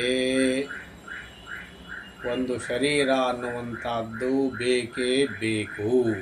ಅದು ಭೋಗಿಸುವುದಕ್ಕಾಗಿಯೇ ಇರುವಂಥದ್ದು. ಹೀಗಾಗಿ ಈ ಶರೀರಕ್ಕೆ, ಈ ಸ್ಥೂಲ ಶರೀರಕ್ಕೆ ವೇದಾಂತದಲ್ಲಿ ಭೋಗಾಯತನಂ ಅಂತ ಹೇಳ್ತಾರೆ. ಆಯತನ ಅಂದರೆ ಆಶ್ರಯ, ಆಯತನ ಅಂದರೆ ಮಾಧ್ಯಮ. ಭೋಗಾಯತನಂ ಅಂದರೆ ಭೋಗಿಸುವುದಕ್ಕಾಗಿರುವಂಥ ಮಾಧ್ಯಮ, ಆಶ್ರಯ ಸ್ಥಾನ.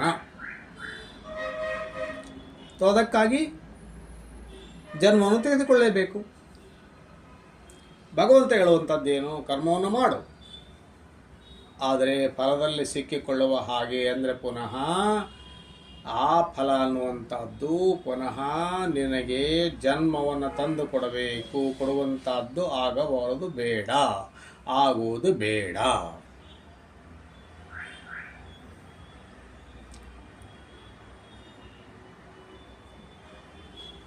ಈಗ ಏನಾಯಿತು? ಕರ್ಮವನ್ನು ಮಾಡಬೇಕು. ಕರ್ಮವನ್ನು ಮಾಡದೇ ಇರುವುದಕ್ಕಾಗೋದಿಲ್ಲ. ಆದರೆ ಕರ್ಮವನ್ನು ಮಾಡಿಯೂ ಕೂಡ ಅದರ ಫಲದಲ್ಲಿ ಸಿಕ್ಕಿ ಹಾಕಿಕೊಳ್ಳೋದು ಬೇಡ ಅಂತನ್ನುವುದಾದರೆ, ಹಾಗಾದರೆ ಕರ್ಮವನ್ನೇ ಮಾಡದಿದ್ದರೆ, ತಲೆ ಇದ್ರೆ ತಲೆನೋವು ಒಂದು ತಲೆಯನ್ನೇ ಕಡ್ದು ಹಾಕ್ತೇನೆ ಅಂದರೆ, ಮೂಗಿದ್ರೆ ನೆಗಡಿ ಅದನ್ನೇ ಕೊಯ್ದು ಹಾಕ್ತೇನೆ ಅಂದರೆ ಅದು ಸಾಧ್ಯ ಇಲ್ಲ. ಅದಕ್ಕೆ ಎಚ್ಚರಿಕೆಯನ್ನು ಕೊಡ್ತಾನೆ. ಮಾತೆ ಸಂಗಹಸ್ತು ಅಕರ್ಮಣಿ, ಹಾಗಂತ ಹೇಳಿ ಕರ್ಮವನ್ನು ಮಾಡುವುದೇ ಇಲ್ಲ ಅನ್ನುವಂಥ ವಿಚಾರ ಬರುವುದು ಬೇಡ, ಮನಸ್ಸಲ್ಲಿ ತರಬೇಡ. ಅದು ತಮೋ ಗುಣಕ್ಕೆ ಎಳೆದುಕೊಂಡು ಹೋಗುತ್ತದೆ. ತಮೋ ಗುಣಕ್ಕೆ ಎಳೆದುಕೊಂಡು ಹೋಗಿ ನಿನ್ನನ್ನು ನಾಶ ಮಾಡುತ್ತದೆ. ಮೇಲಿನ ಶ್ಲೋಕದ ರೀತಿಯಲ್ಲಿ ಇದನ್ನು ನೋಡಿದಾಗ ನೀನು ಮುಂದುವರಿಯಬೇಕಾದ್ರೆ, ಎಲ್ಲಿದ್ದೀಯೋ ಅಲ್ಲಿಂದ ಮೇಲೆ ಏಳಬೇಕಾದ್ರೆ ನೀನೇ ಪ್ರಯತ್ನವನ್ನು ಮಾಡಬೇಕು. ಅದಕ್ಕೆ ಉಪಾಯ ಒಂದೇ, ಅದು ಕರ್ಮ. ಹೀಗಾಗಿ ಕರ್ಮವನ್ನು ಮಾಡದೆ ಮುಂದುವರಿಯುವುದಕ್ಕೆ ಸಾಧ್ಯವೇ ಇಲ್ಲ. ಇಲ್ಲಿದ್ರೆ ಎಲ್ಲಿರ್ತಾನೋ ಅಲ್ಲೇ ಇರ್ತಾನೆ. ನಾನು ಏನನ್ನೂ ಮಾಡುವುದಿಲ್ಲ ಅಂದರೂ ಕೂಡ ಅದು ಕೂಡ ಒಂದು ಕರ್ಮವೇ. ಒಂದು ಕ್ಷಣವೂ ಕೂಡ ಕರ್ಮವನ್ನು ಮಾಡದೇ ಇರುವುದಕ್ಕೆ ನಮ್ಮ ಕಡೆಯಿಂದ ಸಾಧ್ಯವಿಲ್ಲ. ಯಾಕಂದರೆ 3 ಗುಣಗಳಿಂದ ನಮ್ಮ ನಿರ್ಮಾಣವಾಗಿದೆ. ಸಾತ್ವಿಕ, ರಾಜಸಿಕ, ತಾಮಸಿಕ 3 ಗುಣಗಳಿಂದ ನಿರ್ಮಾಣವಾಗಿದೆ. ಆ ರಜೋಗುಣ ಅನ್ನುವಂಥದ್ದು ನಮ್ಮನ್ನು ಕೂಡೋದಕ್ಕೆ ಬಿಡೋದಿಲ್ಲ. ಅದನ್ನೇ ಭಗವಂತ ಅರ್ಜುನನಿಗೆ 18ನೇ ಅಧ್ಯಾಯದಲ್ಲಿ ಮುಂದೆ ಎಚ್ಚರಿಕೆಯನ್ನು ಕೊಡುವಂಥದ್ದು. ಮಿಥ್ಯೈಷ ವ್ಯವಸಾಯಸ್ಥೆ ಯದಿ ಅಹಂಕಾರಂ ಆಶ್ರಿತ್ಯ ನ ಯೋತ್ಸೆ ಇತಿ ಮನ್ಯಸೆ. ಮಿಥ್ಯೈಷ ವ್ಯವಸಾಯಸ್ಥೆ ಪ್ರಕೃತಿ ತ್ವಾಂ ನಿಯೋಕ್ಷ್ಯತಿ. ನೀನು ಒಂದು ವೇಳೆ ಅಹಂಕಾರಕ್ಕೆ ಕಟ್ಟಬಿದ್ದು ಯುದ್ಧರೂಪಿ ಕರ್ಮವನ್ನು ಮಾಡುವುದಿಲ್ಲ ಅಂತ ನೀನು ಹೇಳಿದರೆ ಈ ನಿನ್ನ ನಿರ್ಧಾರ ತಪ್ಪು ಅಥವಾ ಸುಳ್ಳು. ನಿನ್ನ ಕಡೆ ಅದು ಸಾಧ್ಯವಿಲ್ಲ. ಯಾಕಂದರೆ ನಿನ್ನ ಸ್ವಭಾವವೇ ನಿನ್ನನ್ನು ಕರ್ಮವನ್ನು ಮಾಡುವುದಕ್ಕೆ ಹಚ್ಚಿಯೇ ಹಸ್ತದೆ. ನಿನಗೆ ಇಚ್ಛೆ ಇಲ್ಲದಿದ್ದರೂ ಹಚ್ಚಿಯೇ ಹಸ್ತದೆ. ಅರ್ಜುನ ಆ ಪ್ರಶ್ನೆಯನ್ನು ಕೇಳಿದ್ದಾನೆ. ಏನಂತ 3ನೇ ಅಧ್ಯಾಯದಲ್ಲಿ ಕೇಳಿದ್ದಾನೆ. ಅಥಕೇನ ಪ್ರಯುಕ್ತೋಯಂ ಪಾಪಂ ಚರತಿ ಪುರುಷಃ ಅನಿಚ್ಛನ್ನಪಿ ವಾರ್ಷ್ಣೇಯ ಬಲಾದಿವ ನಿಯೋಜಿತಃ. ಕೇಳಿದ್ದಾನೆ, ಹೇ ವಾರ್ಷ್ಣೇಯ, ಹೇ ವೃಷ್ಣಿ ಕುಲದಲ್ಲಿ ಜನ್ಮಿಸಿದವನೇ, ವೃಷ್ಣಿಕುಲ ವಂಶಭೂಷಣನೇ. ಮನುಷ್ಯ ತನಗೆ ಇಚ್ಛೆ ಇಲ್ಲದೆ ಇದ್ದರೂ ಕೂಡ ಯಾರ ಒಂದು ಬಲವಂತಕ್ಕೋಸ್ಕರ ಪಾಪ ಕರ್ಮಗಳನ್ನು ಮಾಡ್ತಾನೆ. ತನಗೆ ಇಚ್ಛೆ ಇಲ್ಲದಿದ್ದರೂ ಕೂಡ ಯಾರದೋ ಒಂದು ಬಲ ಅದಕ್ಕೆ ಕಟ್ಟು ಬಿದ್ದು ವಿವಶನಾಗಿ ಪಾಪಕರ್ಮವನ್ನು ಮಾಡ್ತಾನೆ. ಅದು ಯಾವುದು? ಅದಕ್ಕೆ ಭಗವಂತ ಸ್ಪಷ್ಟವಾಗಿ ಉತ್ತರ ಹೇಳಿದ್ದಾನೆ. ಕಾಮ ಏಷ ಕ್ರೋಧ ಏಷಃ ರಜೋಗುಣ ಸಮುದ್ಭವ. ಈ ಕಾಮ ಅನ್ನುವಂಥದ್ದು ಮತ್ತು ಈ ಕ್ರೋಧ ಅನ್ನುವಂಥದ್ದು ಯಾವ 2 ರಜೋಗುಣಗಳಿಂದಲೇ ಉದ್ಭವವಾಗಿವೆಯೋ ಅವುಗಳೇ ಇಚ್ಛೆ ಇಲ್ಲದಿದ್ದರೂ ಕೂಡ ಪಾಪಕರ್ಮಕ್ಕೆ ಎಳೆಸುವಂತೆ ಮಾಡುತ್ತವೆ. ಆ ರಜೋಗುಣದ ಕಾರ್ಯವೇ ಅದು. ಸುಮ್ಮನೆ ಕೊಡೋದಕ್ಕೆ ಬಿಡೋದಿಲ್ಲ ಅದು. ನಮ್ಮ ಗುರುಗಳೇ ಹೇಳ್ತಾ ಇದ್ರು, ಇಲ್ಲಿ ಒಂದು ವೇಳೆ ನಮಗೆ ಪಾಠ ಮಾಡುವಾಗ ಇಲ್ಲಿ ಒಂದು ವೇಳೆ ಒಬ್ಬ ರಜೋಗುಣಿಯನ್ನು ಕರೆದು ಕುಡಿಸಿದರೆ ಬಂದು ಕೊಡ್ತಾನೆ. ಆದರೆ ಅವನ ಲಕ್ಷ್ಯ ಆ ಕಡೆ ಈ ಕಡೆ ಇರ್ತದೆ. ಕಿಟಕಿಗಳೆಷ್ಟಿವೆ, ಎಷ್ಟು ಪರದೆಗಳಿವೆ, ಅದರಲ್ಲಿ ಎಷ್ಟು ಪರದೆಗಳು ಹೊಲಸಾಗಿವೆ, ಎಷ್ಟು ಪರದೆಗಳು ಹರಿದಿವೆ, ಪಂಖಗಳು ಎಷ್ಟಿವೆ, ಅವನ್ನೆಲ್ಲ ಎಣಿಸ್ತಾನೆ. ಯಾಕೆಂದರೆ ಅವನು ಸುಮ್ಮನೆ ಕೂಡಲಾರ. ಸುಮ್ಮನೆ ಒಂದು ಕಡೆ ಕುಳಿತುಕೊಂಡು ಅವನಿಗೆ ಕೇಳುವುದಕ್ಕೆ ಸಾಧ್ಯವಿಲ್ಲ. ಅವನ ಸ್ವಭಾವದಲ್ಲ ಅದು. ಯಾರು ಸಾತ್ವಿಕನೋ ಅವನು ಒಂದು ಕಡೆ ಕುಳಿತು ಕೇಳಬಲ್ಲ. ಇವನಲ್ಲದಿಲ್ಲ. ಇವನಲ್ಲಿ ಏನಾದರೂ ಮಾಡಬೇಕು, ಏನೋ ಮಾಡಬೇಕು ಅಂತನ್ನುವಂಥದ್ದು ತುಳಿತಾ ಇರ್ತದೆ. ಹೀಗಾಗಿ ಸುಮ್ಮನೆ ಒಂದು ಕಡೆ ಕುಳಿತುಕೊಳ್ಳುವುದು ಅಂದರೆ ಅವನ ಕಡೆ ಸಾಧ್ಯ ಇಲ್ಲ. ನಿನ್ನ ಸ್ವಭಾವವು ಕೂಡ ಅರ್ಜುನ ಹಾಗೆಯೇ. ಅದಕ್ಕೆ ವಿರಾಟ್ ಪ್ರಸಂಗದಲ್ಲಿ ಬರುವಂಥದ್ದು, ಪಾಂಡವರು ಎಲ್ಲಿದ್ದಾರೆ? ವರ್ಷ ಮುಗಿತ ಬಂತು, ಎಲ್ಲ ಕಡೆಯಿಂದ ಚಾರರು ಬಂದರೂ ಕೂಡ ಎಲ್ಲಿಯೂ ಕೂಡ ಅವರ ಸುಳಿವಿಲ್ಲ. ಅಂದಾಗ ಹಾಗಿದ್ರೆ ಎಲ್ಲಿ ಹೋದರು? ಭೂಮಿ ಏನಾದರೂ ನುಂಗಿತೋ ಅಥವಾ ಆಕಾಶ ಕೊಂಡೊಯ್ದು ಹೋಯಿತೋ? ಎಲ್ಲಿ ಹೋದರು?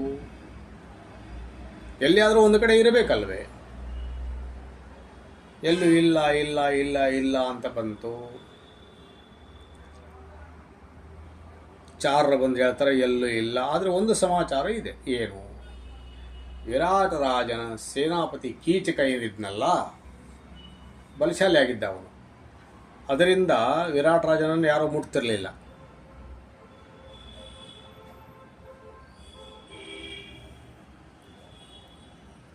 ಕೀಚಕನೊಬ್ಬರೆ ಹೊಡೆದಾಗ್ತಾ ಇದ್ದ ಶತ್ರು ಸೈನ್ಯವನ್ನು. ಆ ಕೀಚಕನನ್ನು ಯಾರೋ ಗಂಧರ್ವರು ಕೊಂದಿದ್ದಾರೆ ಅಂತ ಒಂದು ಸಮಾಚಾರ ಸಿಕ್ತು. ಇನ್ನೊಂದೇನಿದೆಯಿಲ್ಲ. ಕೊನೆಗೆ ಭೀಷ್ಮನನ್ನು ಕೇಳ್ತಾರೆ. ಭೀಷ್ಮ ಹೇಳ್ತಾನೆ, ನನಗೂ ಗೊತ್ತಿಲ್ಲ ಅವನು ಇಲ್ಲಿದ್ದಾರೆ, ಪಾಂಡವರು ಇಲ್ಲಿದ್ದಾರೆ ಅಂತ. ಆದರೆ ಇಷ್ಟು ಮಾತ್ರ ಹೇಳಬಲ್ಲೆ, ಯುಧಿಷ್ಠಿರ ಎಲ್ಲಿರ್ತಾನೋ ಅಲ್ಲಿ ಕಾಲ ಕಾಲಕ್ಕೆ ಮಳೆ ಬೆಳೆಗಳಾಗುತ್ತವೆ, ರೋಗ ರುಜಿನಗಳು ಇರೋದಿಲ್ಲ, ಅಪಮೃತ್ಯು ಇರೋದಿಲ್ಲ. ಇಷ್ಟು ಮಾತ್ರ ಹೇಳಬಲ್ಲೆ ಅನ್ನುವಂಥ ಮಾತನ್ನು ಅವ್ರು ಹೇಳ್ತಾರೆ. ಈ ಕ್ಲೂನಿಂದ ಬೇಕಾದರೂ ಹುಡುಕಿ ಅಂತ ಅನ್ನುವಂಥದ್ದು ಒಂದು ಮಾತು ಅಷ್ಟೇ. ಈಗ ಅದಕ್ಕಾಗಿ ಯೋಜನೆಯನ್ನು ಹಾಕಿದ್ರು. ಸಂಶಪ್ತಕ ಅನ್ನುವಂಥ ಒಬ್ಬ ರಾಜ, ಅವನನ್ನು ಪುಸಲಾಯಿಸಿ ಅವನಿಗೆ ಹೇಳ್ತಾರೆ, ನೀನು ಪೂರ್ವದ ಕಡೆಯಿಂದ ಹೋಗಿ ವಿರಾಟ ರಾಜನ ಗೋವುಗಳನ್ನು ಅಪಹರಣ ಮಾಡಿಕೊಂಡು ಪೂರ್ವದ ಕಡೆಗೆ ಓಡಿ ಹೋಗು. ಗೋವುಗಳ ರಕ್ಷಣೆ ಮಾಡುವಂಥದ್ದು ರಾಜನ ಕರ್ತವ್ಯ. ಹೀಗಾಗಿ ಅವನೇನು ಮಾಡ್ತಾನೆ, ಗೋಗಳ ರಕ್ಷಣೆಗಾಗಿ ತನ್ನ ಸೈನ್ಯವನ್ನು ತೆಗೆದುಕೊಂಡು ಬರ್ತಾನೆ. ಹಿಂದಿನಿಂದ ನಾವುಗಳು ಉತ್ತರದ ಕಡೆಯಿಂದ ನಾವು ಬರ್ತೇವೆ. ಆ ರೀತಿ ಗೋಗ್ರಹಣವಾಯಿತು, ಎಲ್ಲ ಆಯಿತು. ಅವನು ಹೋದ, ಸೋಲಿಸಿಯೂ ಬಂದ, ಗೋಗಳ ರಕ್ಷಣೆಯನ್ನು ಮಾಡಿದ. ಈ ಕಡೆಗೆ ಉತ್ತರದ ಕಡೆಯಿಂದ ಈ ರೀತಿ ಆಗಿದೆ ಅಂತ ಗೊತ್ತಾಯಿತು. ವಿಜಯವನ್ನು ಗೆದ್ದ ಅಂತ ಗೊತ್ತಾದ ತಕ್ಷಣ ಅವನು ಹೇಳ್ತಾನೆ, ಪಗಡೆ ಆಡ್ತಿರ್ತಾನೆ ಯುಧಿಷ್ಠಿರ ಜೊತೆಗೆ. ಅವ್ರು ಹೇಳ್ತಾನೆ, ನನ್ನ ಮಗ ಗೆದ್ದು ಬಿಟ್ಟ ನೋಡಿದೆಯಾ? ಬೃಹನ್ನಳೆ ಯಾರಿಗೆ ಸಾರಥಿಯೋ ಅವರಿಗೆ ಸೋಲೇ ಇಲ್ಲ ಅಂತ ಇವನು ಹೇಳ್ತಾನೆ. ಈಗ ಮೇಲಿಂದ ನಡೀತದೆ. ಒಂದು 2-3 ಸತಿ ಈ ರೀತಿ ಹೇಳಿದ ತಕ್ಷಣ ರಾಜನಿಗೆ ಇಷ್ಟವಾಗೋದಿಲ್ಲ. ಕೈಯಲ್ಲಿರುವಂಥ ದಾಳಗಳನ್ನು ಅವನ ಮೇಲೆ ಒಗೆದು ಬಿಡ್ತಾನೆ. ಅದು ಹೋಗಿ ಹಣೆಗೆ ಬಡಿತವೆ, ರಕ್ತ ಬರ್ತದೆ. ತಕ್ಷಣ ಅಲ್ಲಿಯೇ ಸೈರಂಧ್ರಿ ಇರ್ತಾಳೆ. ಅವಳ ಕಡೆ ನೋಡ್ತಾನೆ. ನೋಡಿದ ತಕ್ಷಣ ಅವಳು ಬಂದು ಒಂದು ಪಾತ್ರೆಯನ್ನು ಹಿಡಿತಾಳೆ, ಪಟ್ಟಿಯನ್ನು ಕಟ್ತಾಳೆ. ಕಾರಣ ಇಬ್ಬರಿಗೂ ಗೊತ್ತಿತ್ತು. ಅರ್ಜುನ ಒಂದು ಸಮಯದಲ್ಲಿ ಪ್ರತಿಜ್ಞೆಯನ್ನು ಮಾಡಿದ್ದ, ನನ್ನ ಸಹೋದರರಲ್ಲಿ ಅಥವಾ ನಮ್ಮವರಲ್ಲಿ ಯಾರ ಶರೀರದಿಂದ ಒಂದು ಹನಿ ರಕ್ತವನ್ನು ಯಾರಾದರೂ ನೆಲಕ್ಕೆ ಕೆಡವಿದ್ದಾದರೆ ಅವರ ವಂಶ ನಿರ್ವಂಶ ಮಾಡಿಬಿಡ್ತೇನೆ. ಈಗ ಈ ವಿಷಯ ಒಂದು ವೇಳೆ ಅರ್ಜುನಿಗೆ ಗೊತ್ತಾದರೆ ನೆಲಕ್ಕೆ ಬಿದ್ದದ್ದು ವಿರಾಟ್ ರಾಜ ಉಳಿಯೋದಿಲ್ಲ. ನಮಗೆ ಆಶ್ರಯದಾತ ಅವನು, ನಮ್ಮ ಯಜಮಾನ. ಅದು ಅವರಿಬ್ಬರಿಗೂ ಗೊತ್ತಿದ್ದ ರಕ್ಷಣೆಯನ್ನು ಮಾಡಿದರು. ಈಗ ಕಲ್ಪನೆಯನ್ನು ಮಾಡಿ, ಅಂಥ ಸ್ವಭಾವದ ಅರ್ಜುನ ಒಂದು ವೇಳೆ ಭಗವಂತ ಅವನ ಹೇಳಿಕೆಗಳಿಗೆ ಆಯಿತು ನೀನು ಭಿಕ್ಷೆ ಬೇಡ ಹೋಗು ಅಂತ ಕಳಿಸಿದ್ರೆ ಕಾಡಿನಲ್ಲಿ ಇರ್ತಾ ಇದ್ದ ಅಂತ ಅನ್ಕೋಣ. ಆದರೆ ಭಿಕ್ಷೆಗೆ ಊರಿಗೆ ಬರಬೇಕಾ? ಬಂದಾಗ ಸಮಾಚಾರ ಸಿಗ್ತದೆ, ಕೌರವರು ಪಾಂಡವರಲ್ಲಿ ಯುದ್ಧ ನಡೆದಿದೆ. ಯುದ್ಧ ನಡೆದಂತೂ ಅವನಿಗೆ ಗೊತ್ತಿದ್ದೇ ಇರ್ತದೆ. ಆವಾಗ ಪಾಂಡವರಲ್ಲಿ ಯಾರಿಗೋ ಹಾನಿ ಆಯಿತು, ಏನೋ ಆಯಿತು, ಗಾಯಗಳಾದವು, ಮತ್ತೇನೋ ಆಯಿತು ಅಂದಾಗ ಸುಮ್ಮನೆ ಇರ್ತಾನೆ ಅವನು. ಸುಮ್ಮನೆ ಕೊಡೋದಕ್ಕೆ ಅವನಿಗಾಗ ಸಾಧ್ಯವೇ? ಯಾಕೆ ಪ್ರತಿಜ್ಞೆಯನ್ನು ಮಾಡಿಬಿಟ್ಟಿದ್ದಾನಲ್ಲ. ಅದರಿಂದ ಅವನ ಸ್ವಭಾವವೇ ಅದು, ರಜೋಗುಣದ ಸ್ವಭಾವ. ಅದಕ್ಕಾಗಿ ಅವನು ಯುದ್ಧ ಅನ್ನೋಂಥ ಕರ್ಮವನ್ನು ಬಿಡೋದಕ್ಕೆ ಸಾಧ್ಯವೇ ಇಲ್ಲ ಅವನು. ಅದಕ್ಕೆ ನೀನು ಮಿಥ್ಯೈಷ ವ್ಯವಸಾಯಸ್ಥೆ ಪ್ರಗತಿ ತ್ವಾಂ ನಿಯೋಕ್ಷತಿ. ಈಗೇನೋ ಭಲೆ ನೀನು ಬಿಟ್ಟು ಹೋಗ್ಬೋದು, ನನ್ನ ಮಾತನ್ನು ಕೇಳೋದು ಕೂಡ ನೀನು ಹೋಗ್ಬೋದು. ಯಾಕಂದರೆ ಅದೇ ಭಗವಂತ ಮುಂದೆ ಹೇಳಿಬಿಟ್ಟಿದ್ದಾನೆ, ಯಥೇಚ್ಛ ತಥಾ ಕುರು ಅಂತ ಹೇಳಿಬಿಟ್ಟಿದ್ದಾನೆ. ಆದರೂ ಕೂಡ ಒಂದು ವೇಳೆ ಹಾಗೆ ಹೋದರೂ ಕೂಡ ನಿನ್ನ ಈ ರಜೋಗುಣದ ಸ್ವಭಾವ ಏನಿದೆಯೋ ಅದು ನಿನ್ನನ್ನು ಸುಮ್ಮನೆ ಕೊಡುವುದಕ್ಕೆ ಬಿಡೋದಿಲ್ಲ. ಅದರ ಬದಲು ಆ ರಜೋಗುಣವನ್ನು ಕಳೆದುಕೊಳ್ಳುವುದಕ್ಕೆ ನಿನಗೆ ಒಂದು ಒಳ್ಳೆಯ ಅವಕಾಶ. ಈ ರೀತಿ ಸರಿಯಾಗಿದೆ. ಕರ್ಮವನ್ನು ಮಾಡಬೇಕು, 3ನೇ ಲೈನು, 3ನೇ ಪಾದ. ಆದರೆ ಆ ಫಲದಲ್ಲಿ ದೊರೆಯುವಂಥ ಫಲದಲ್ಲಿ ಸಿಕ್ಕಿ ಹಾಕಿಕೊಳ್ಳದಿರುವ ಹಾಗೆ ಕರ್ಮವನ್ನು ಮಾಡಬೇಕು. ಅದೇ ಸಮಯದಲ್ಲಿ ಕರ್ಮವನ್ನು ಮಾಡುವುದೇ ಇಲ್ಲ ಅಂತ ತಮೋಗುಣಕ್ಕೂ ಹೋಗಬಾರದು. ಈಗ 3ನೇ ಪಾದದಿಂದ ಪಾದವನ್ನು ಕೇಳಿದಾಗ ಈಗ ಪ್ರಶ್ನೆ ಬಂದೇ ಬರ್ತದೆ, ಬರಲೇಬೇಕು. ಏನು ಅಂದರೆ, ಹಾಗಾದರೆ ಕರ್ಮವನ್ನು ಮಾಡಿಯೂ ಕೂಡ ಕರ್ಮ ಫಲದಲ್ಲಿ ಸಿಕ್ಕಿ ಹಾಕಿಕೊಳ್ಳಿರದಿರುವುದು ಹೇಗೆ?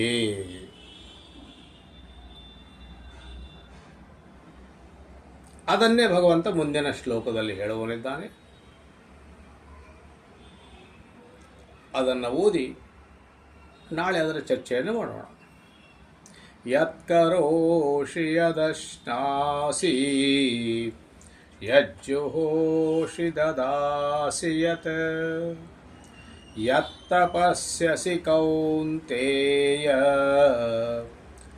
ತತ್ಕುರುಷ್ವ ಮದರ್ಪಣಂ. ಓಂ ಪೂರ್ಣಮದಃ ಪೂರ್ಣಮಿದಂ ಪೂರ್ಣಾತ್ ಪೂರ್ಣಮುದಚ್ಯತೆ ಪೂರ್ಣಸ್ಯ ಪೂರ್ಣಮಾದಾಯ ಪೂರ್ಣಮೇವಾವಶಿಷ್ಯತೆ.